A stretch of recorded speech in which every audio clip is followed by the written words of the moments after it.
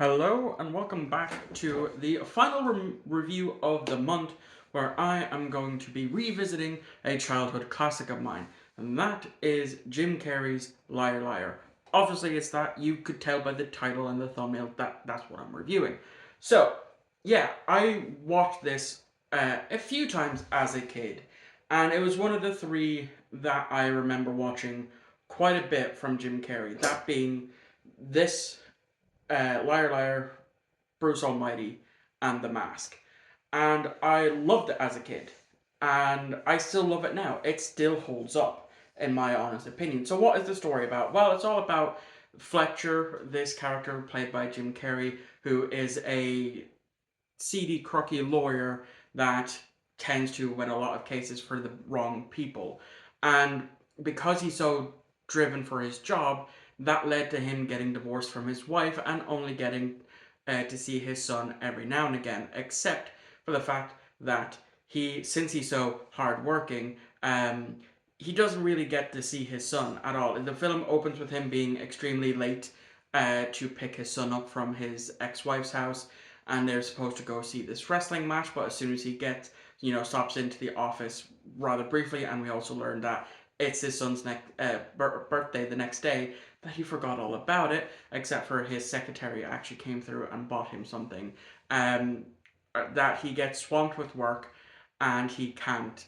They don't end up going, and so this upsets his son, who turns 5.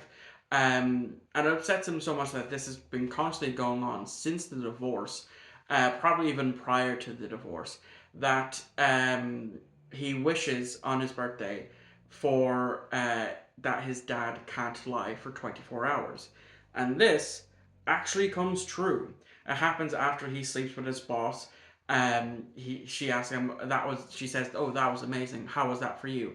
And he was going to lie, but then because of that birthday wish, he's like, "I've had better." And then he's, kicking himself over that, and throughout the morning, he's starting to realize, oh, I really can't lie, which isn't a good thing because he has this big high profile case that he has to do for someone who isn't that great of a parent, trying to get the prenup waived so that way that she could get half of his assets, and he has this big plan to do it, but because he can't lie, that's gone out the window, and so he's trying to come up with ways to prolong it for a day, so that way he can, go and be his normal suave self, whilst also not getting to see his son. He was going to pick him up, he doesn't. Once he realizes that it was Max who made that wish, he tries to go out, visit him in school, brings a birthday cake, and gets him to unwish it. But because Max doesn't want to do that, it doesn't work. And so he has an idea of, oh, what if I beat myself up, knock myself out? That way the judge will grant us a continuance until the next day. That doesn't go as planned, and then eventually he finds a way to win. And once that happens, the Chucky's wife, well, I say Chucky because it's the actress who plays Chucky's wife in the Chucky horror franchise, um, wants to actually instead of having a split custody, is trying to go for complete custody just in order to get more money out of him, even though she just got $11.5 million. And throughout the entire process of this day, it's for Fletcher to realize he hasn't been a great dad, and he needs to actually be a good dad moving forward because his ex-wife and her partner are moving to Boston because he has a job offer out there. And then once he realizes and actually gets out of jail from being held in contempt of court, once he realizes that he's done wrong, he's potentially gone fired.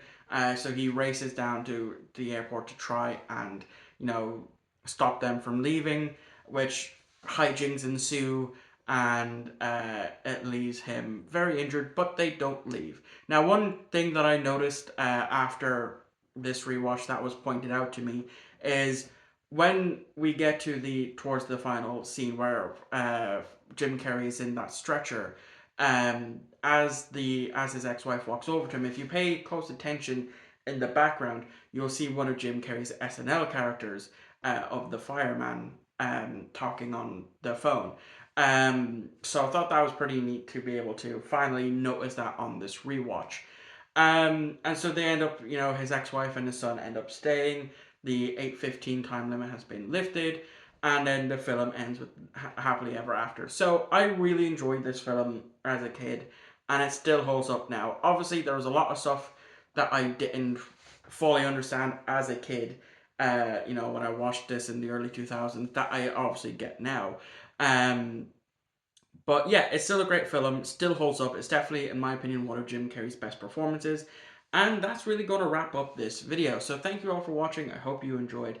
Let me know what you thought of it in the comments down below, and I shall see you all on Friday for Big Video 2 Electric Boogaloo, which is my Star Trek video game big video. So I'll see you all for that one.